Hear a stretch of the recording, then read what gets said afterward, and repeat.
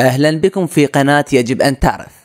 قبل البدء في مشاهدة هذا الفيديو لا تنسوا الاشتراك في القناة وتفعيل زر التنبيه ليصلكم كل ما هو جديد وممتع.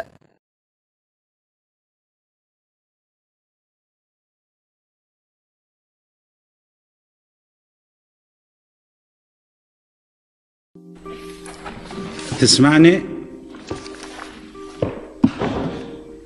اسمك، اريد اسمك الكامل، تفضل انطينا اسمك. ما تعرف اسمي؟ انا اعرف اسمك، مو ما اعرف اسمك. بس عندنا قانون اصول محاكمات الجزائية اللي صادر عام 69 ألزم القاضي انه يسأل المتهم عن اسمه، وعلى المتهم ايضا ان يبين اسمه الكامل، فما من حقه ان يسكت، لازم يبين اسمه. المتهم من حقه ما يجاوب. تمام؟ هذا قانون تحترمه، هذا القانون صادر قانون ايش وقت صادر؟ بال69.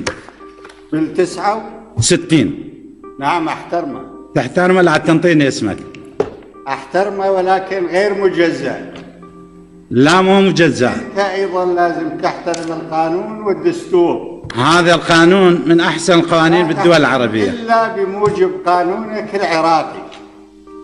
هو هذا قانون عراقي صادر عام 69. فتحترمه قل لي، ما تحترمه هم قل لي. نعم احترمه، بس احترمه كله، ما احترمه مجزأ. ما مجزأ ولا يمكن ان تجزئته. مجزأ لانه انتوا الان هنا قاعدين باسم الاحتلال مو باسم العراق. هسه تنطينا اسمك لو لا؟ لا ما انطيك اسمي، لانه اسمي معروف للعراقيين وللعالم. وكلت الاساتذه المحامين؟ نعم. سجل المتهم صدام حسين.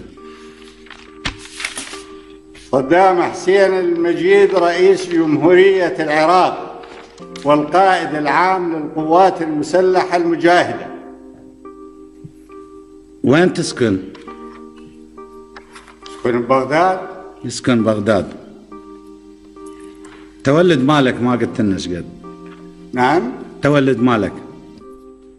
تولدي؟ ايه. مواليدك يعني ايش قد؟ تولدي بتكريت 1937. مواليد 1900. 28 نيسان.